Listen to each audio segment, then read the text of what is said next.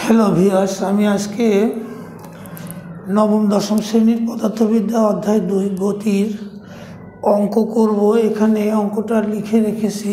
কোশ্চেনটা হলো যে একটি গাড়ি 60 মাইলস পার আওয়ার বেগে চলতে চলতে হঠাৎ তার ইঞ্জিন বন্ধ হয়ে যায়। গাড়িটি থামতে 5 মিনিট সময় নেয়। গাড়িটির মন্দন কত? তাহলে আমরা বিষয়টাকে এভাবে একটু চিন্তা করতে পারি।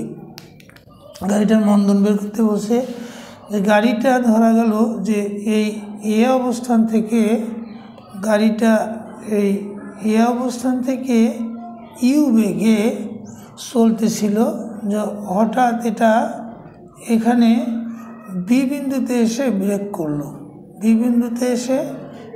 করলো। এবং ব্রেক করার এই 5 মিনিট পর, 5 মিনিটস পর সি বিন্দুতে এসে গাড়িটি থেমে গেল।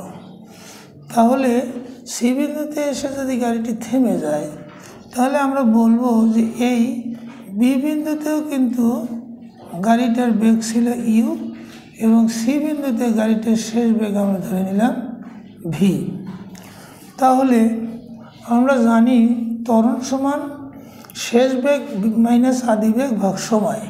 তাহলে এখানে শেষ বেগ হলো ভি, আদি বেগ ইউ, এই বি বিন্দুতে আদি বেগ ইউ, সি বিন্দুতে শেষ বেগ ভি। আর এই বি থেকে সি পথ ব্রেক কষলো বি বিন্দুতে, বি থেকে সি পথ অতিক্রম করতে 5 মিনিট সময় নিল। তাহলে আমরা বলতে পারি যে বি বিন্দুতে বেগ আর সি বিন্দুতে বেগের যে পার্থক্য তাকে 5 দিয়ে ভাগ করলে আমরা ত্বরণ পেয়ে যাই। অতএব ত্বরণ এ সমান ভি শেষ বেগ মাইনাস আদি বেগ ভাগ সময়। এখানে শেষ বেগ হলো, এখানে শেষ বেগ ভি সমান 0, আদি বেগ ইউ সমান 60 মাইলস পার ইউ সমান 60 মাইলস পার আওয়ার। তাহলে এটা মাইলটাকে আমরা যদি কিলোমিটারে করি, তাহলে 1 মাইল সমান 1.6 কিলোমিটার, আর 1000 কিলোমিটারে হয় 1 মিটার। আমরা তাহলে এটাকে মিটার বানিয়ে নিলাম দূরত্বটাকে। আর আওয়ার বলতে ঘন্টা বুঝি আমরা, ঘন্টাকে আমরা মিনিট বানিয়ে নেব।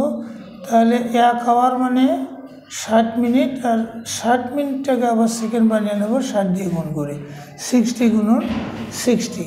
তাহলে এইটা কি হয়ে যাবে? এইটা আমাদের হয়ে যাবে মিটার পার সেকেন্ড। এইটাকে আমরা বলতে পারি, এটা ক্যালকুলেশন করলে হবে 26.8 মিটার পার সেকেন্ড। আর সময় টি হলো 5 মিনিটস। তো 5 বলতে আমরা বুঝি 5 60 দিয়ে গুণন করি, তাহলে এত সেকেন্ড হয়ে যাবে। তাহলে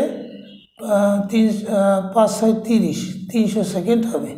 এখন এই মানগুলো যদি আমরা এখানে বসিয়ে দিই, V0 ইউ কত? ইউ হলো 26.8 ভাগ টি হলো 300 সেকেন্ড। এটা সেকেন্ড, এটা মিটার পার সেকেন্ড। তাহলে আমরা এখানে ক্যালকুলেশন করলে পেয়ে যাব -0.0889 মিটার পার সেকেন্ড স্কোয়ার। এই ত্বরণ, এইটা যেহেতু মন্দন বলছে, ঋণাত্মক ত্বরণকে মন্দন বলে, অতএব আমরা বলতে পারি যে মন্দন সমান ঋণাত্মকটা বাদ দিয়ে 0.089 এত মিটার পার সেকেন্ড স্কোয়ার। এটাই হবে অ্যান্সার।